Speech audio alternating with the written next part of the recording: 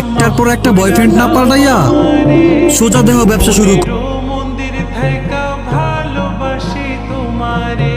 রাগ করো না মনে हंसी बोली तेरे नैनों ने बोली जाने क्यों मैंने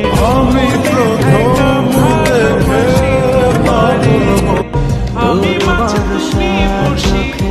আমি মাঝে তুমি বসি সুবর্ণ সুন্দর চেহারা নিয়ে আমাকে ভালোবাসতে এসো না। রবীন্দ্রনাথ বলেছেন বেঁধে রেখে লাভ নেই, উড়তে